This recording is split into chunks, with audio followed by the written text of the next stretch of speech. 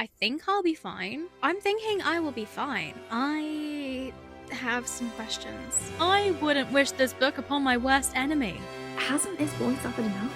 I am extremely concerned. It's not fun to read.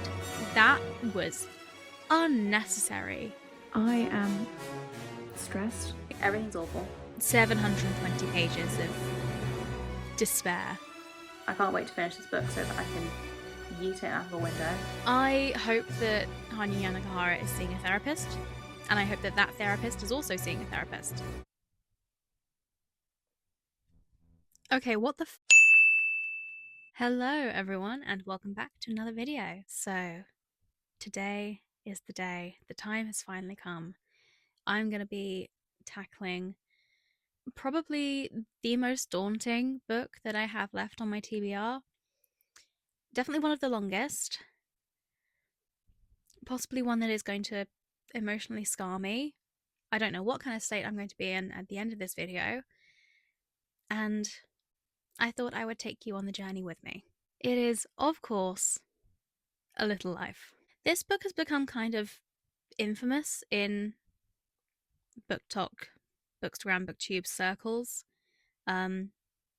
It's a bit of a Marmite book, I feel. People either really, really love it or they absolutely despise it. So I'm quite interested to see what side of the spectrum I fall on. Not only is this book super long, but it also contains a lot of rather sensitive topics. I have had a skim of the content warnings, as I suggest everyone does for books that contain kind of a lot of kind of sensitive subjects like this one. And I think I should be okay.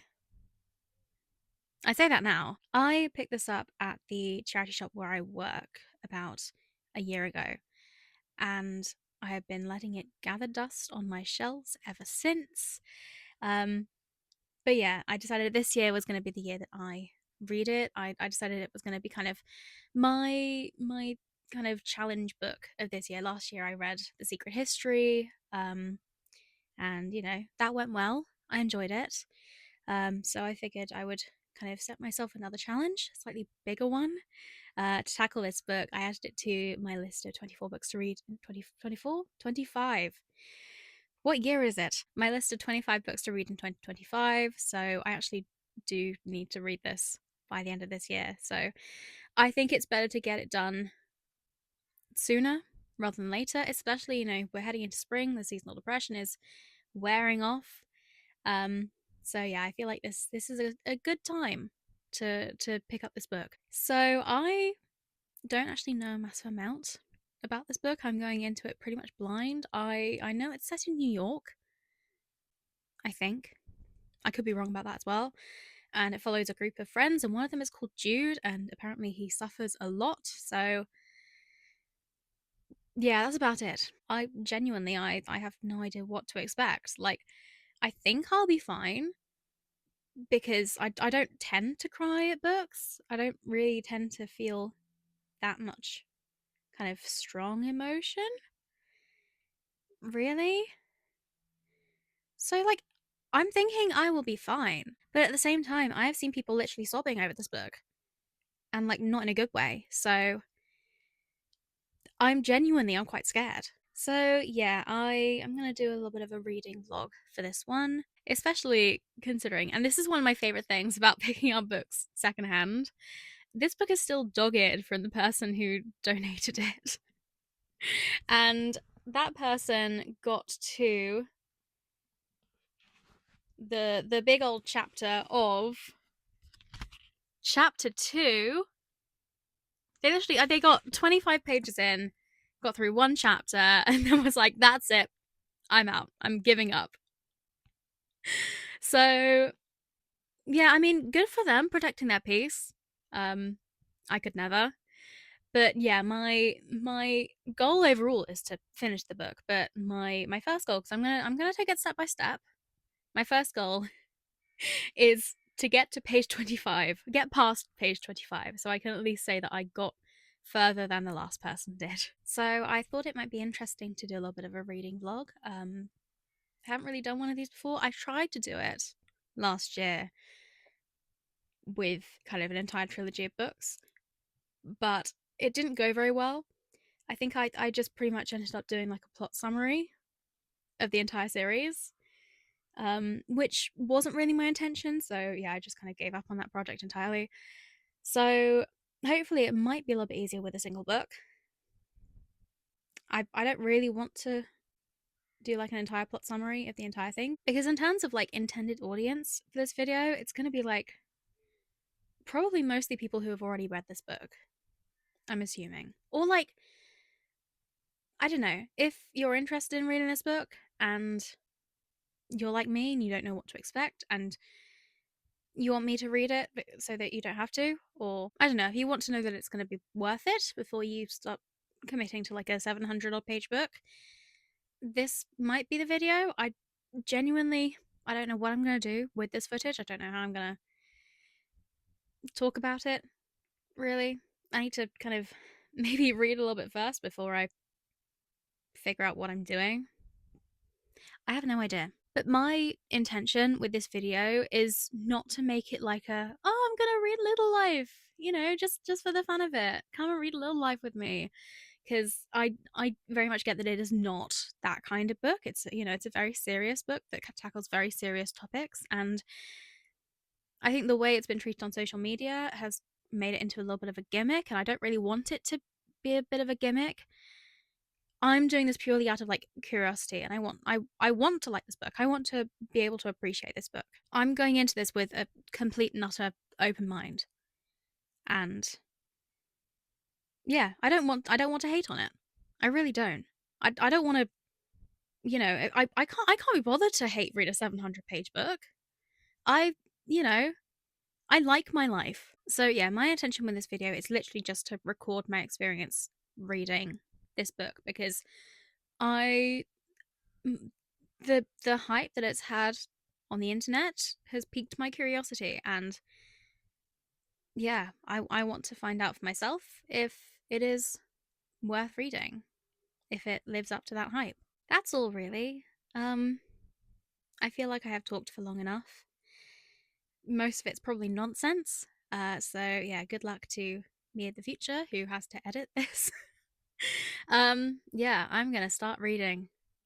Wish me luck. I think I will probably update you at page 25 with my thoughts. I'll give it a chapter. We'll see.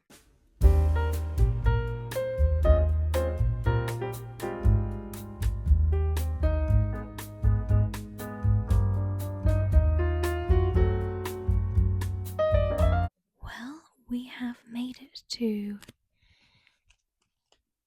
page 25, and I'm not thinking about giving up yet, so that is something. So far, there is not much in the way of like content warnings. Um, it started off pretty tame. What I will say is that the pacing is pretty slow. Um, there's not much that really goes on. There's a lot of exposition. So far, it does seem very kind of character focused. You get a lot of information about 3 out of the 4 main characters.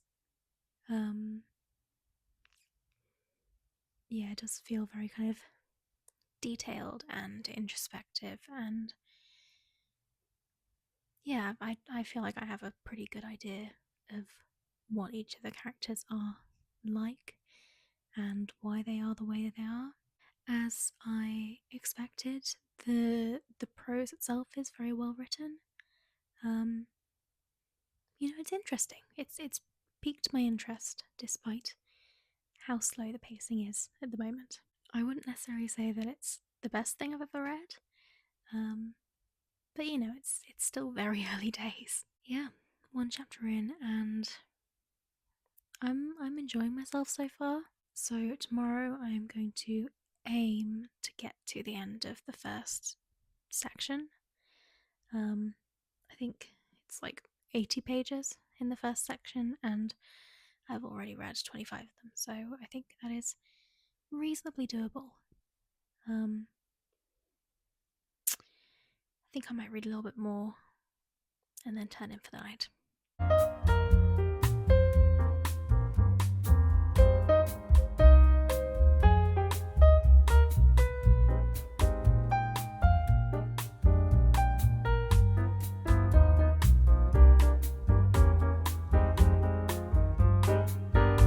Hello. It is super sunny. Literally, the sun is in my eyes right now, but I have a dog on my lap at the moment, so I can't really move. Hang on. I'll try and show him. There he is. But yeah, I have been reading this. Hello. Um, all this morning, and we've managed to get to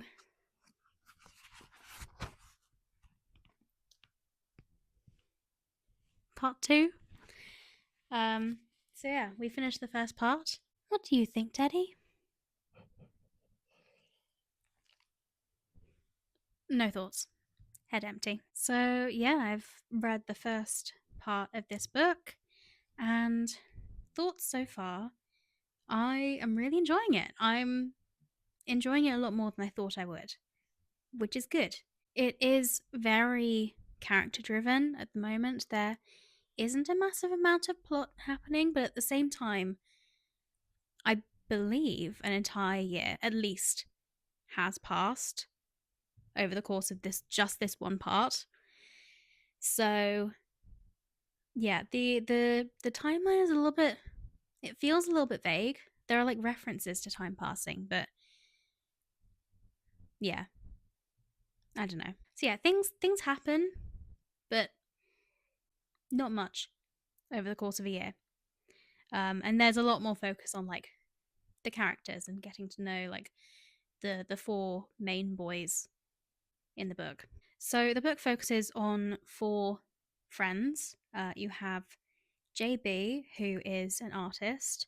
You have Malcolm, who's an architect, and he has like super rich parents. You have Willem, who is an actor or like a struggling actor, and he seems like he's the most kind of compassionate out of the boys, out of the friends. I don't know. He seems very selfless and yeah, caring. And then of course you have Jude, who at the moment is a little bit of an enigma. You get like the backstories of all three of the other friends, but as yet we don't really know what Jude's situation is, other than he doesn't like talking about his past, and the other three don't know anything about his past. Um, so yeah, there's definitely a lot of history there, and I'm sure, given the size of this book, it will probably go into that history in good detail.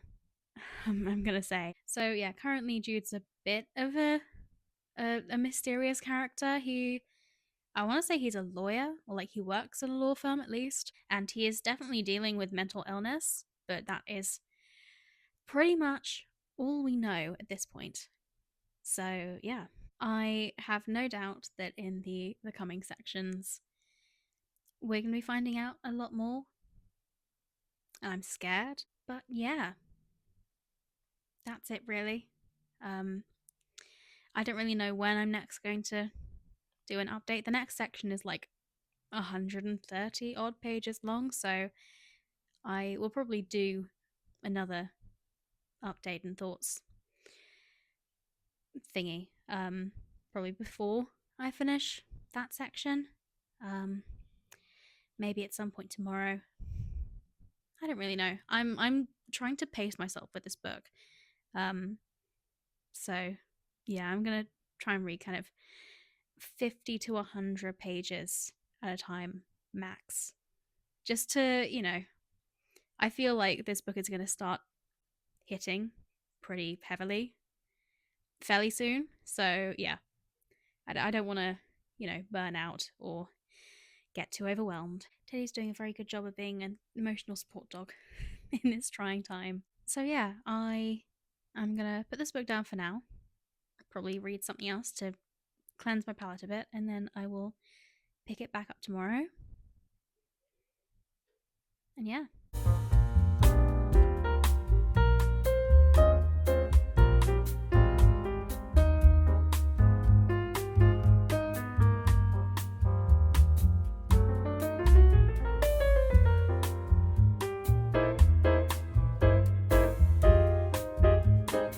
Hello, it has been a few days.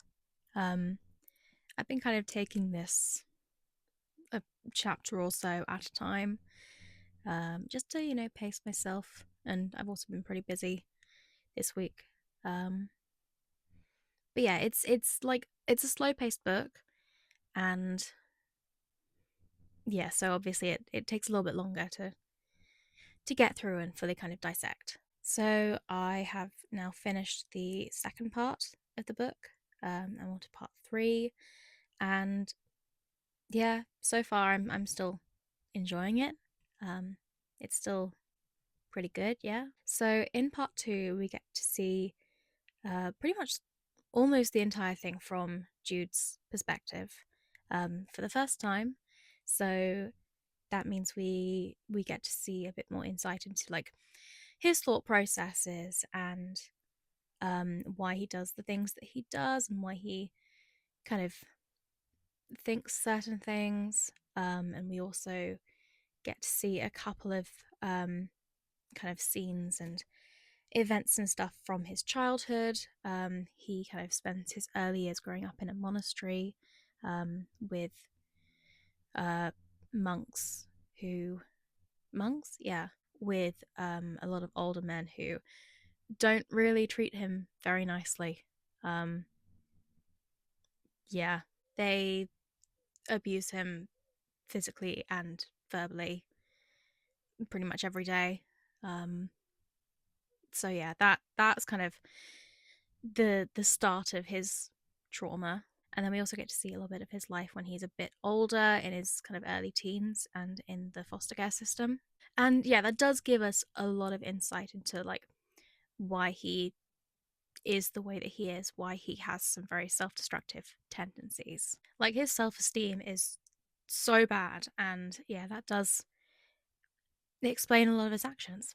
And then on a slightly lighter note, we also get to see a couple more people besides his three friends in his friendship group who also care a lot about him. So firstly, his doctor, who's called Andy, who he started going to when he was in college, and I think he's like an orthopedic surgeon or something. Like he's like a specialist doctor, but he sees Jude for pretty much everything. And he's like the only person that Jude trusts with his medical history. But he like genuinely cares about Jude. Like he gets absolutely frustrated and really angry when he realizes that Jude has been harming himself. And he kind of resorts to like calling Jude at night time when he knows that Jude's kind of inner monologue is at its worst. So yeah, he seems like a super caring person, which is nice. And then we also get to see um, a kind of mentor slash father figure to Jude, who's called Harold, and he is a professor at Jude's college and teaches one of his classes in one of his first years. And then like they kind of develop a bit of a friendship, a bit of a mentorship going on. Jude goes and like spends weekends at his and his wife's house, and eventually it kind of becomes like a kind of a father son relationship to the point where um, Harold and his wife Julia want to adopt Jude, which is really sweet because, Jude didn't know his parents and he grew up in like the monastery and in foster care and with a lot of older people who absolutely were awful to him. It is very much implied that he was a victim on several occasions of CSA. So he's very much kind of been conditioned to not trust older people. And finally, he's come across Harold and Julia, who are older people who he can trust and who really genuinely care for him, which is really lovely. And I really hope that nothing terrible happens to Harold and or Julia. So yeah, where we kind of left off at the end of part two, things seem to be going pretty well for Jude. Like he's just been adopted. Like he's 30, so he's like a fully grown adult, but it feels like the adoption has like kind of started healing a lot of his like childhood trauma. And yeah, he currently seems pretty happy, pretty satisfied with where he is right now. And we are 200 odd pages into like a 700-page book. So you know that the story isn't going to end there. I am very much just waiting for the other shoe to drop and for something to cause him to spiral. And yeah, I'm thinking this kind of happy period is not going to last. And I also expect in the next part we'll see probably a bit more of his earlier years, kind of his childhood, and maybe in a little bit more detail, because a lot of the kind of the worst things that Jude has experienced has only really been alluded to, and I'm kind of expecting that at some point it is going to get a little bit more graphic. Um, so yeah, not really looking forward to that. But yeah, that is my expectation for where the story I think is going to go. Um, but yeah, I could easily put this down right now and just DNF it and be like, yeah, and everyone lived happily ever after. But no, I know that's not going to happen. So I'm going to continue reading. I might update you at the end of the next part. I might update you before that if something particularly big happens.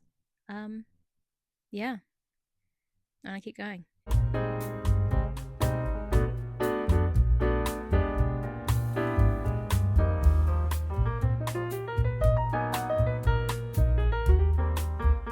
Hello. I'm going to talk fairly quietly because it's late, but I have just finished part three. We're on to part four now, and yeah, things have progressed a little bit. A few years have passed. I mean, Jude actually seems to be doing pretty well at the moment, which is good. It wasn't really what I was expecting, but yeah, I mean, like he's got a whole apartment that he has bought. He's got a well-paying job as a lawyer, and he seems to be doing pretty well. Um, he seems like pretty well adjusted. At least he's not like the least well adjusted person in the friendship group, which I will get onto. But first, I wanted to read a little paragraph, a little passage that I thought was really nice. So I will do that now. This is from page 225, by the way. Why wasn't friendship as good as a relationship? Why wasn't it even better? It was two people who remained together day after day, bound not by sex or physical attraction or money or children or property, but only by the shared agreement to keep going, the mutual dedication to a union that could never be codified. Friendship was witnessing another's slow drip of miseries and long bouts of boredom and occasional triumphs. It was feeling honoured by the privilege of getting to be present for another person's most dismal moments, and knowing that you could be dismal around him in return. I just thought that was beautiful. I love books that focus in on friendships and make them just as important, if not more important, than romantic relationships and, discuss love in all its forms. And this book does exactly that. It primarily follows a group of friends through their ups and their downs. And yeah, I thought that was a lovely way of putting it, the concept of friendship, and really kind of the mission statement of the book so far. And I also thought it was especially poignant considering what happens later on in the section, which I wasn't really expecting, although maybe I possibly should have. Because honestly, if I were to predict the person in the friendship group who was most likely to crash out, I don't think I would have expected it to be JB. But yeah, in this last chapter in the section, we kind of see what he's been up to, and it turns out that he is not actually having a great time. I mean, maybe it's kind of his fault that earlier on in the book he prioritized his ambitions over his friendships, and now he feels like he's being left behind by those friends. Like, the math isn't really mathing for him. But, I do feel for him, definitely. Like, it seems like he's having a pretty rough time. Like, he doesn't call himself an addict, but he very much is. He's just in denial, and that's a difficult situation to be in. And I feel like that experience of him being addicted to drugs and falling victim to like peer pressure and stuff, that is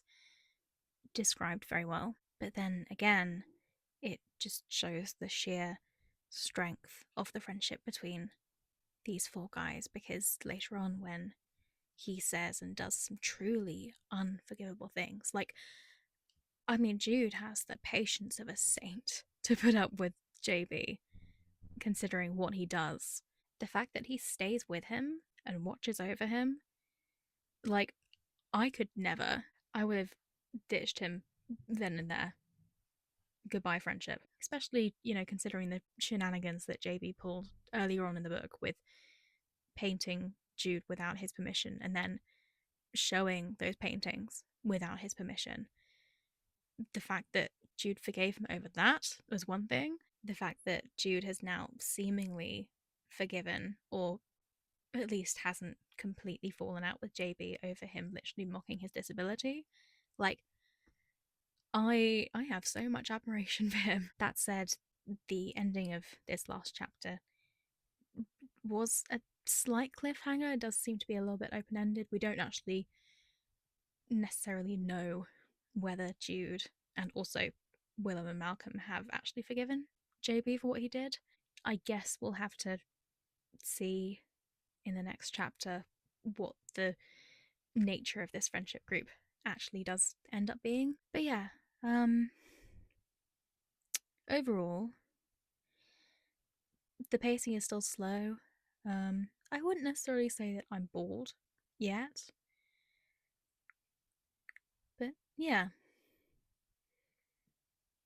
I don't know. It is very slow and very character driven, and although it is beautifully written and you do get a real good sense of the characters of each of the four boys, plus kind of several minor supporting characters,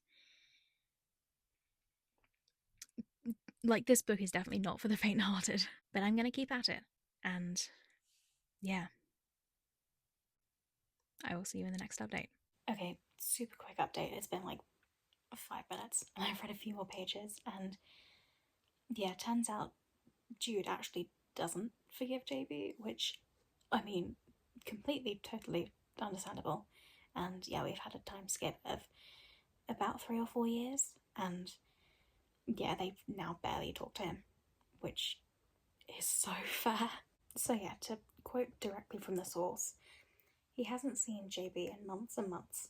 He hears of him, of course, through Malcolm, through Richard, through Black Henry Young, but he doesn't see him any longer because even nearly 3 years later, he is unable to forgive him. He has tried and tried. He knows how intractable, how mean, how uncharitable he is being, but he can't. When he sees JB, he sees him doing his imitation of him, sees him confirming in that moment everything he has feared and thought he looks like, everything he has feared and thought other people think about him. But he had never thought his friends saw him like that, or at least he never thought they would tell him. The accuracy of the imitation tears at him, but the fact that it was JB doing it devastates him. Late at night, when he can't sleep, the image he sometimes sees is JB dragging himself in a half moon, his mouth agape and drooling, his hands held before him in claws. I'm Jude. I'm Jude St. Francis. Like, honestly, I completely understand Jude for doing that.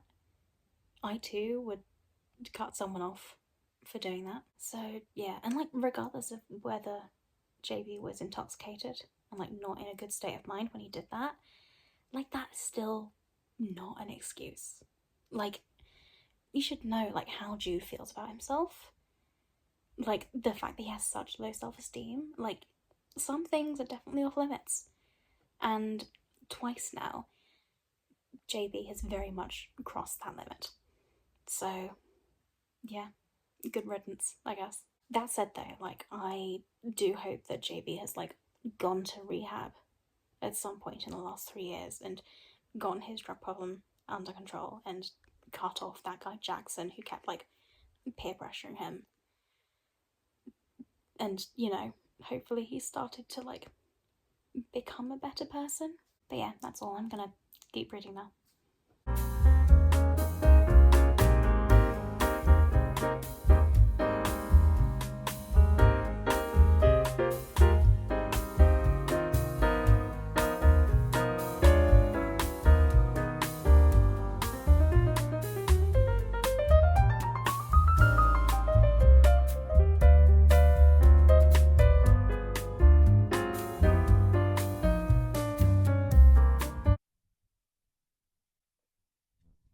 Okay, what the fuck did I just read? So last night, um, I had finished a section and I thought it would be fun or something productive, more like less fun, more productive, to read one more chapter before I went to sleep.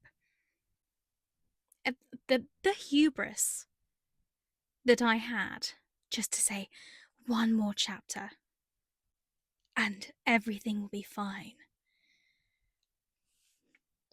I deserved everything that was coming to me. Because, in my last update, when I said that Jude seemed to be relatively well adjusted and doing pretty well, and, he seemed to be okay. No, no, he wasn't. Turns out he still has terrible self esteem. He has continued to harm himself, much to the displeasure of both Andy and Harold. Yeah, he's not doing great. And this time his issues seem to center around his love life, or more specifically, his loneliness. Because while he doesn't seem particularly interested in being in a relationship for, like, the sex and that kind of level of physical intimacy, he feels lonely because, like, he sees literally everyone else in his life start to, like, partner up. Like, Willem has a girlfriend, Malcolm has gotten married, JB has a boyfriend, Harold obviously has Julia, Andy has his wife and his children. Meanwhile, he has very much been by himself. And, like, his colleagues are starting to notice that, like, throughout the entire time he has been working with them, he's never brought anyone on, like, work trips and retreats or to, like, work parties. And they are starting to question him. And Willem has also been kind of putting on that pressure. Not, like, deliberately, but he has been asking Jude about, like, whether he wants a relationship, whether, he should find someone, and, like, on behalf of his girlfriend, who is also curious about Jude. And I found that discussion of, like, feeling like an outsider, feeling like a constant third wheeler in this society that is very amatonormative, in the sense that, like, it is expected that at some point, probably before your, like, 40s, for example, maybe a bit earlier even, the expectation is that you will probably find someone, get married, settle down, and, yeah, stop being single. And anyone who doesn't kind of adhere to that pattern of behavior is kind of treated as an oddity, as an outsider. And as someone who is also perpetually single, it can be a little alienating. And I'm not trying to, like, liken my experience to Jude's, because Jude's kind of reluctance to get into a relationship is at least partially based off of his trauma, whereas mine is, like, genuine disinterest in dating. But the effect is kind of similar. Like, Jude ends up feeling lonely and kind of wanting to get into a relationship because he feels like he ought to, because that is kind of the expected thing in our society. And this kind of Jude feeling lonely and feeling desperate to get into a relationship, that leads him to get into a relationship, but that relationship is not a good one. Enter Caleb. We do not like Caleb. We hate him, in fact. He is genuinely awful. Terrible. Literally, as soon as Jude started talking to him, red flags, alarms blaring in my brain. I could see where this was going, and somehow I didn't even predict. I could not predict how bad it was gonna get. Honestly, reading this before going to sleep, I'm surprised I did not have nightmares. So yeah, Caleb is physically and emotionally abusive. Not only is he ableist, like he sees Jude's wheelchair, like his mobility aid that he needs to function because he is disabled, he sees it as, and I quote, an accessory to weakness. What does that even mean? So, yeah, not only does he not want Jude to use his mobility aid and then get mad at Jude for not being able to do things that he can't do without his mobility aid, but he is also very physically abusive, like coercing Jude into having sex with him and hitting him and punching him, and that's the same thing, kicking him and, throwing him off of a fire escape.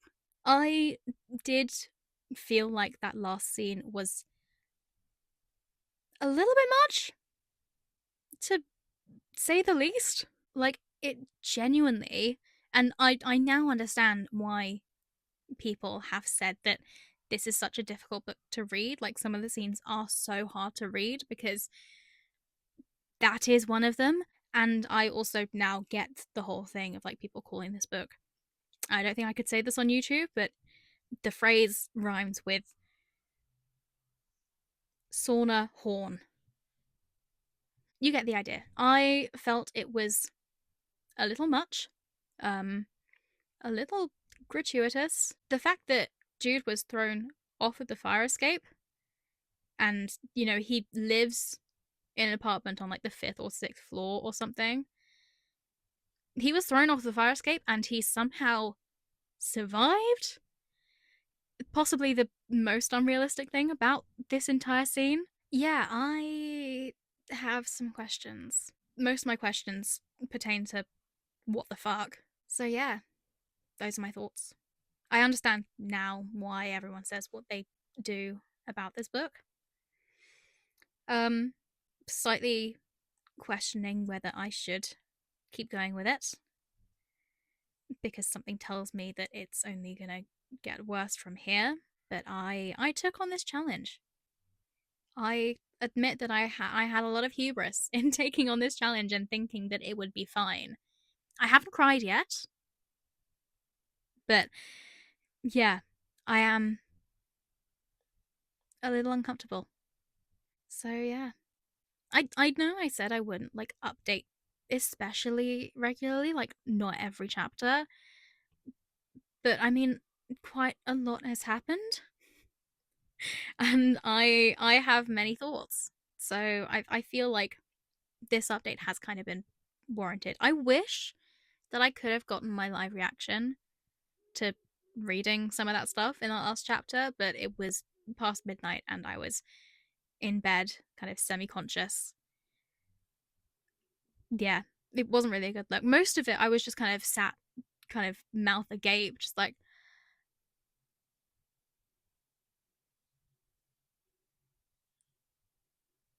there you go.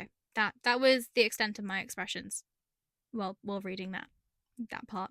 So yeah, I'm gonna keep reading. Wish me luck, and I will see you at some point.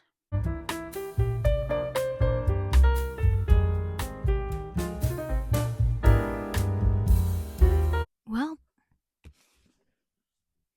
I have finished the next part. And shit just keeps getting worse. I mean, I would say it can't get much worse for Jude than this, but I just know, we have like 300 pages left in the book. I know that it will get worse. So we have seen Jude getting thrown off a fire escape and making a miraculous recovery. And then the rest of this part of the book kind of jumps between past and future. So in the past,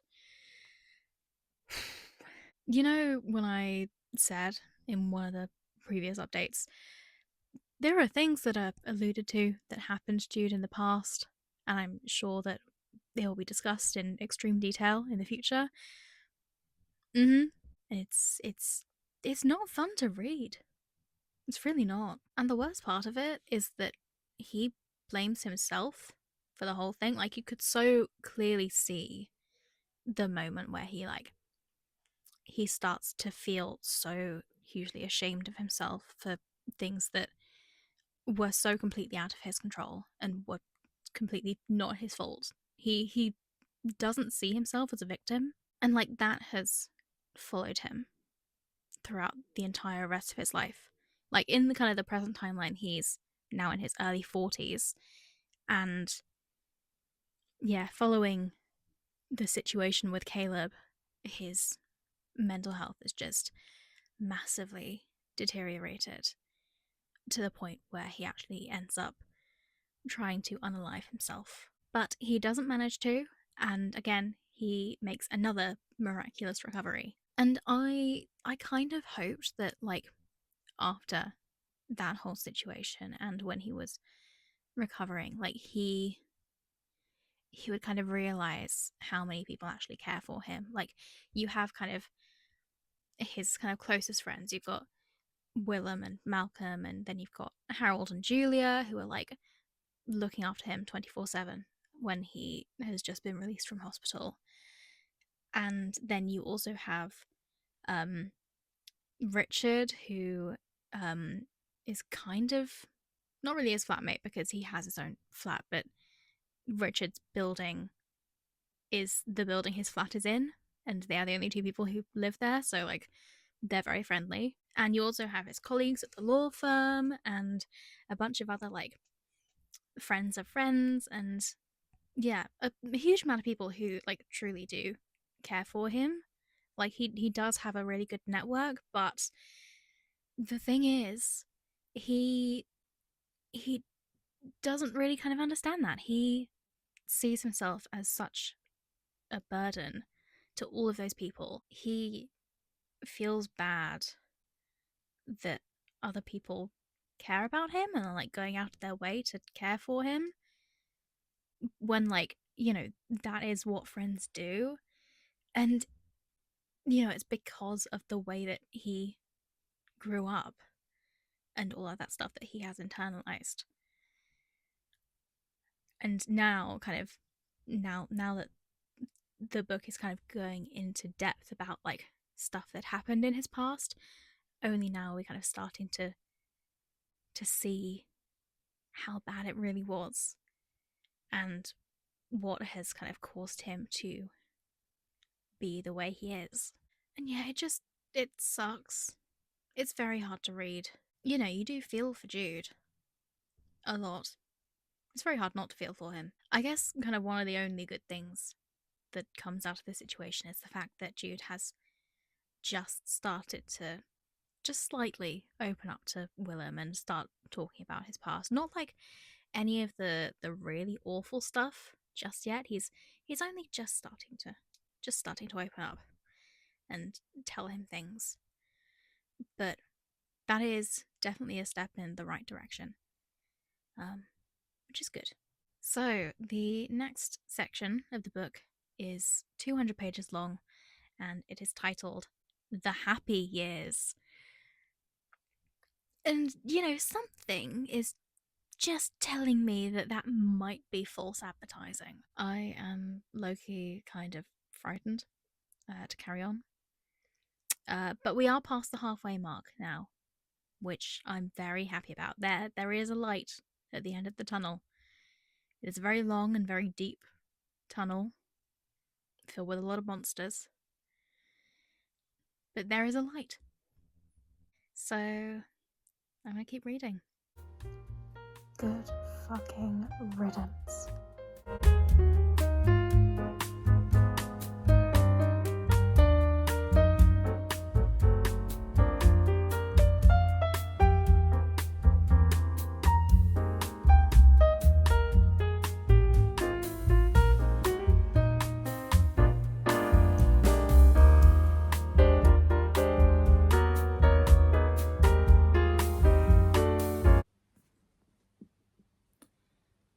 What in the hell was the ending to that section? Okay, there is so much to unpack. I have read like 200 pages worth of stuff that I need to get off my chest. So, my god. Can I just say first, the happy years? Why the fuck you lying? The happy years my ass. Can I sue Hanya Yanagihara for false advertising? For fraud? For labeling the section the happy years when it was anything but happy? Okay, compared to like other parts of Jude's life, this was actually quite a bit happier, but like the bar for that is on the floor. Okay, we're gonna start with like the good stuff first. Firstly, Caleb dying. Thank God. Good fucking riddance. I think my favourite thing about it was people's reactions to seeing the obituary, like Harold and Andy both being like, oh, cancer is like such a painful way to go, like that form of cancer is so painful, it's like a long and painful death. Good. Like, karma is a bitch. Caleb should have known better. Karma's a bitch! And then also the other major event of the first part of this section is obviously Willem and Jude getting together, which kind of came as a bit of a curveball for me, although maybe it shouldn't have. I don't know, I felt kind of conflicted about it because like, I feel like if anyone is gonna be a perfect match for Jude, I think Willem is. Like, he is like the most caring and selfless person ever, and he has always like been there for Jude, and you know, he's probably the person that Jude can trust the most with like everything. So you know, I want Jude to be happy. Doesn't everyone? But at the same time, I was also a little bit iffy about whether or not it diminished the whole kind of message about like friendships and like platonic relationships being just as important as the romantic ones, which I thought was like a really nice message the book was trying to put across. And then having kind of the most profound friendship in the entire book morph into a romantic relationship kind of, I wouldn't say defeated the object, but definitely diminished it somewhat.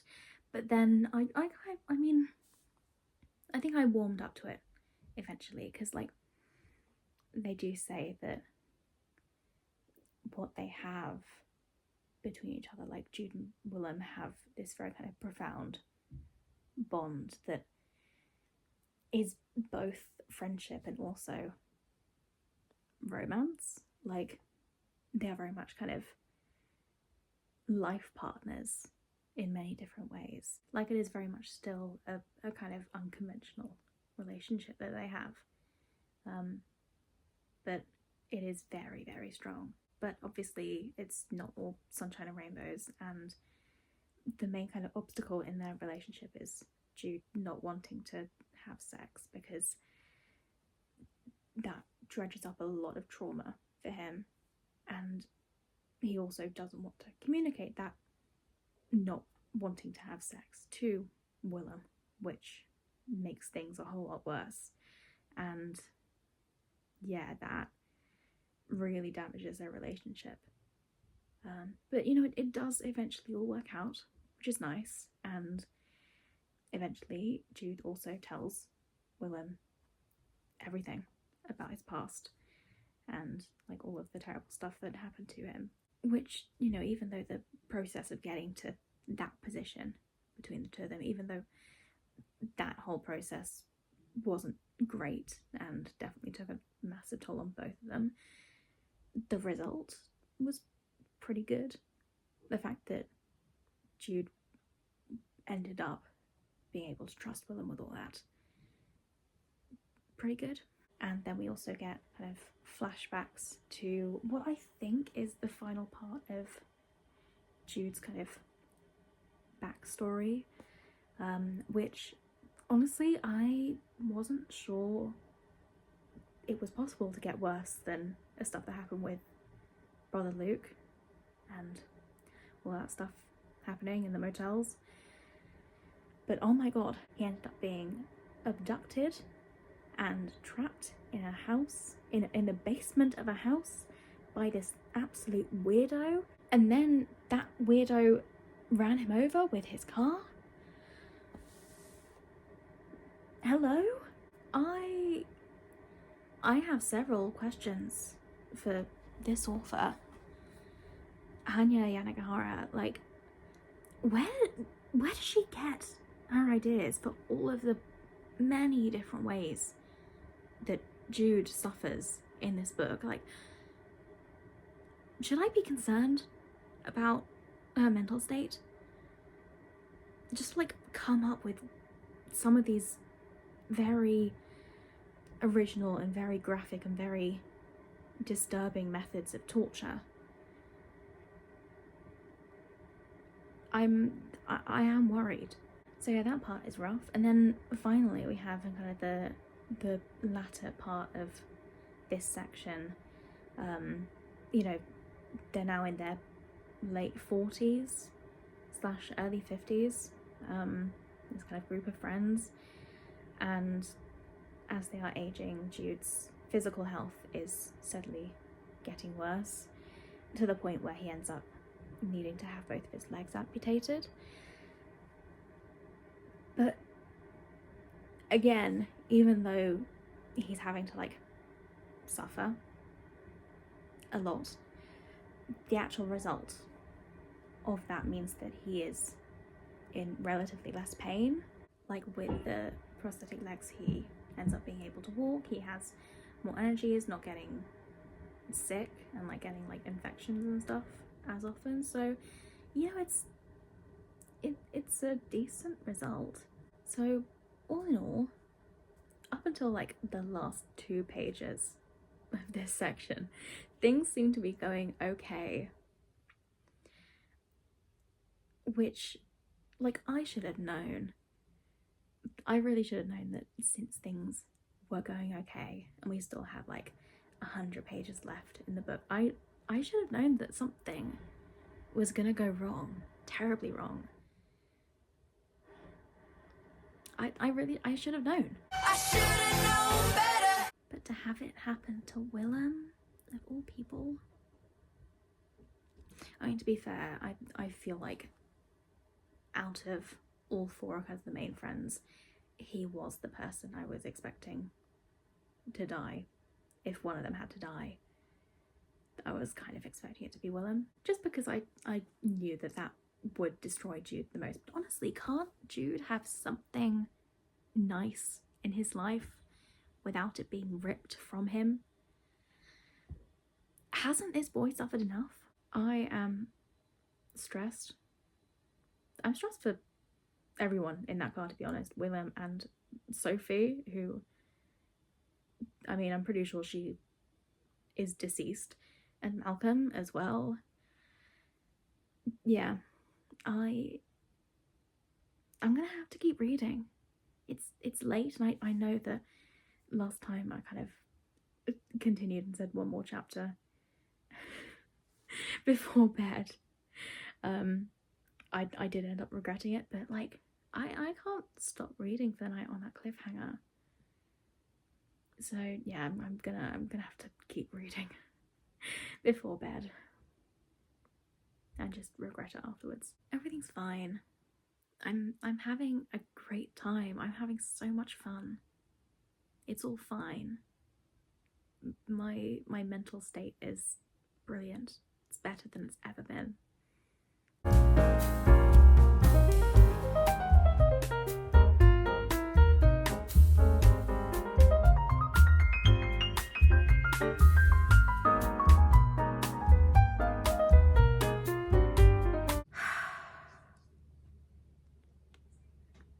Well, I'm almost done. I only have one section to go, and that's like the epilogue, and it's like literally 15 pages long. So I'm very confident that I will finish this book today, and then I can block it from my memories for the rest of my life and never have to think of it ever again. So that's good, at least. This section was pretty difficult to read. Every single section has been quite difficult to read, but I think this one has hit quite hard. I don't know, I think some tiny, endlessly optimistic part of me was hoping that the people in that car would make a miraculous recovery. Like, you know, if Jude could get thrown down a fire escape and recover from that, and if he could attempt suicide and recover from that, and if he could get run over by a car and he could recover from that, then, you know. But no, apparently Jude got all of the plot armor and no one else did. So yeah, so this section kind of primarily follows mostly Jude's, but also other people's grief in the wake of Willem's death, but also Malcolm's death. Sophie doesn't really get mentioned at all, which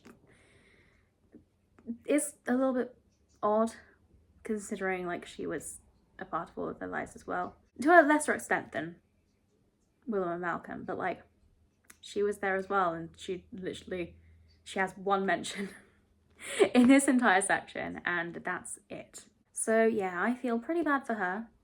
I also feel pretty bad for Malcolm. So I feel like out of all of like the core four in the book, like I know I said at the beginning that Jude was kind of the enigma of the group, but I feel like Malcolm's more so now that I know kind of all of Jude's backstory, because we don't really get to see a lot from his point of view. At least we get like Willem's perspective when like he's talking about Jude, and we get JB's perspective when he had that like addiction storyline earlier on in the book. But we don't really get that for Malcolm, and I kind of wish we did. I don't know, I feel bad for him, and obviously I feel bad for Willem, because like he was kind of the best of the bunch, and he definitely did not deserve any of that. So yeah, as expected, Willem's death absolutely destroyed Jude. He goes into self-destruct mode, tries to starve himself. It's all very uncomfortable to read. It's just the fact that now Jude feels more hopeless than ever. Like now he has a relatively comfortable life. He's making a lot of money. He's got several houses. He can walk. He has a lot less physical pain. Like compared to the situations he was in during his childhood, this shouldn't be the most hopeless part of his life. But, you know, when he was a child, he still, I feel like he still had that kind of naivete that things would eventually get better when he grew up. And now that he is an adult, and the happy years, as he called them, have been and gone, that feels somehow more sad. I don't know, I don't think I'm making a massive amount of sense. But yeah, and the fact that the only thing that really stopped him from ending his life was the sheer stubbornness of his friends. The fact that like they've all kind of teamed up to save him. I thought that was a super wholesome moment. Actually, wholesome probably isn't the word to describe anything that happens in this book, but I don't know, it was heartwarming seeing all of these different people come together for Jude, who, you know, he has spent his whole life believing he doesn't deserve happiness or friendship or like people caring for him. But suddenly there's this massive group of people who do care for him, so much so that they will go very much out of their way to stop him from harming himself. I really like that. It's kind of a little light in the darkness. So yeah, everything's awful. I can't wait to finish this book so that I can yeet it out of a window. That's it. Hello, I'm back. Um, it's been a couple days. I have had to recover emotionally from finishing this book.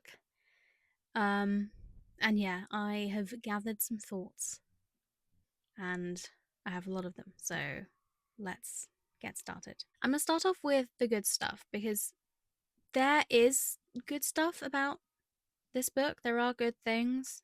There are things that I appreciated. It wasn't all bad. So I'm going to start off with that. Firstly, the the writing style is beautiful. Like, there are some lovely passages in there. One that kind of stuck out to me from like the last part was um, going to see JB's art show at a gallery, and Yanagihara describes a painting of pillows on a bed as like a bowl of ice cream with a spoonful taken out, with like the indents of like the heads on the pillows. And I just thought that was gorgeous. Lovely. So yeah, I wouldn't be opposed to reading more of Yanagihara's stuff in the future, as long as I had like the absolute like certainty that the stuff in that book is nothing like the content of this. Yeah, I can't go through this again. I also really liked the depiction of friendships and chosen family. How like over time you can have like massive arguments and not speak to each other for like months on end, but still eventually end up gravitating back towards each other. Like that is the kind of friendship that I want in life. That kind of close friendship over years that you can like get to your 40s and 50s and still be close to people you met in your teens and early 20s, even as your kind of respective lives change so much and become so much more different than each other's. You're still kind of linked by that bond. And the third thing is I didn't come up with this. I want to know that, but I saw quite a few other people notice that this book isn't set in any kind of specific time. It's set over the course of like 30, 40 years, but no kind of years are mentioned or like big events like 9/11, for example. Even though this book is set in New York City, 9/11 is never mentioned at all, because if it was mentioned and the boys were like at a certain age, that would have set the book at like a certain year in time. It would have fixed it at a certain point. So in my mind, this entire like 40-year span of the book is all happening in like a timeless void that resembles the 90s. It's like season 3 of Friends all the time. And I think that that is a pretty clever narrative device because it means that, like, decades in the future, people will still be able to resonate with this book as if it was written kind of at that point rather than written in the 2010s. I am sure that that kind of timelessness will help cement it as a modern classic, and people will appreciate it for decades to come. I'm sure Jack Edwards said that this book is definitely going to become a modern classic, and it may even become a classic, you know, if we're still around centuries from now, if the world hasn't ended. Not that I think this book should be taught in schools, because it definitely should not. Hello? I don't think this book should go near someone who is under the age of 18. Actually, scratch that. I don't think this book should be near people under the age of 21. We're going by US drinking rules here. This is serious. And that brings me on to the negative stuff, because there's a lot. Just overall, my reading experience was not good. There were a lot of times that I thought about DNFing just to protect my peace. And I feel like, even though I haven't DNF'd a book since I started reading again, and that is like 2.5 years now, even though I haven't DNF'd a book in that time, I was ready for this to be my first. And if I hadn't been making this video, I probably would have DNF'd it. So I'm blaming you guys. I know no one asked me to do this, but I'm blaming you guys. This was your fault. So, yes, the bad stuff. Firstly, most of my, actually all of my issues with this book have to do with the actual content rather than the writing style, which I've already said is amazing. The actual content of the book, I did not like at all. I am extremely concerned for the author's mental state. Like, how she managed to come up with so many very creative ways to make Jude suffer. It's like at every single point in the book, just as soon as Jude had gotten past that previous obstacle, she asked herself, "What's the worst thing that could happen now?" And then she wrote about that. I hope that Hanya Yanagihara is seeing a therapist, and I hope that that therapist is also seeing a therapist. There were definitely points where the trauma that Jude was going through started to feel gratuitous. Namely, that last scene with Caleb attacking Jude and throwing him down several flights of stairs, like off of a fire escape, a very tall building, and Jude managed to survive. Like, that feels pretty unrealistic. I know a lot about this book feels unrealistic, but that, I can't get past that.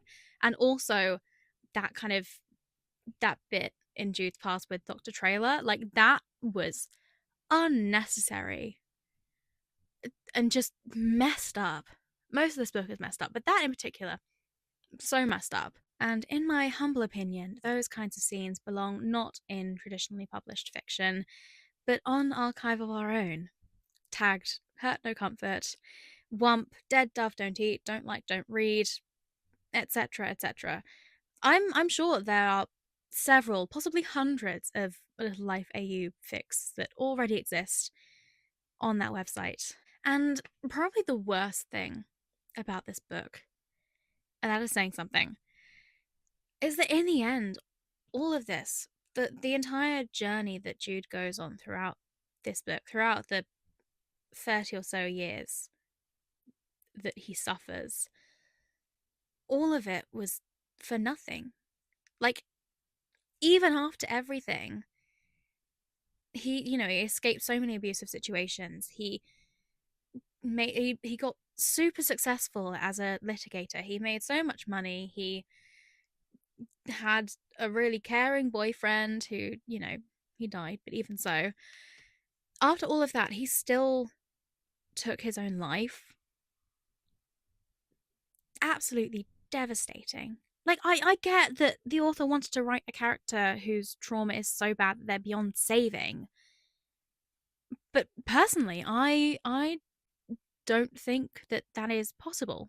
Like realistically, I personally don't agree that one can get to a point where they would really truly be better off dead rather than like suffer mentally. And I think that that narrative, that message that is put across at the end of the book is a problematic, dare I say, harmful narrative to push. I don't know, call me optimistic, call me naive, but I think that recovery from mental illness is always possible because I the alternative is just too terrible to think about. Even if someone like Jude doesn't actually want to get better, I still think that it is possible to make a full recovery, to get better, to build a new life. I don't know. I yeah, that that angered me a lot. I saw it coming. I knew what was going to happen at the end of the book, but I still had the naivety to want to believe otherwise. I was really hoping that Jude was gonna get a bit better, maybe die of natural causes. And the fact that Yanagihara has openly admitted to not having done any research on Jude's character and the the trauma that he goes through, the many different kinds of trauma and self-destructive behaviors that he goes through in this book. I think that lack of research is very telling. So, in conclusion, do I regret reading A Little Life? No, I don't actually. If only because it satisfied my curiosity because otherwise I would have always wondered what this book was about, what all the hype was about. And B, now I can say that I've actually read it. Like I think that in itself is an achievement. Even though I didn't enjoy the experience most of the time, the fact that I can say that I've read it kind of makes it worth it. Not really, actually. Yeah. Would I recommend this book? No. No, I wouldn't. I wouldn't wish this book upon my worst enemy. I know that this book is very much a Marmite book. Like you either love it or you absolutely despise it. I unfortunately am part of the latter group of people. But if you love it and you're expecting me and hoping that I loved it as well, I'm sorry to disappoint you. But I respect your opinion. All power to you. Please don't attack me. There were things I liked, mostly the writing style. There were some lovely passages. I liked the depiction of friendship and platonic relationships, but all of those things, the nice, warm, fuzzy feelings I got from that part of the book were very much squished by the overall experience of reading it, which honestly was 720 pages of despair. That's it, really. That's all I have to say. And now I'm going to put this book down and never think about it ever again. Thank you so much for watching this video, especially if you've gotten to the end of it. Thanks for coming on this journey with me. Good God. If you enjoyed my suffering, please give this video a thumbs up. Please make my despair of this book worth it. Please. And subscribe to my channel if you want more content like this. That's what I normally say, but I don't think I can go through something like this ever again. You can also find me on Instagram and Storygraph and TikTok and Blue Sky. My username on all of those platforms is @WithLivJones. If you want to see me talk about books there. Yeah, I'm gonna go read some slightly more light-hearted books now. I actually have a really fun video planned for next month. which is going to be a lot more lighthearted, which I'm very excited for. I think that is exactly what I need right now, just to give my brain a little bit of a refresh. Thanks again for watching, and I will see you in the next video. Bye.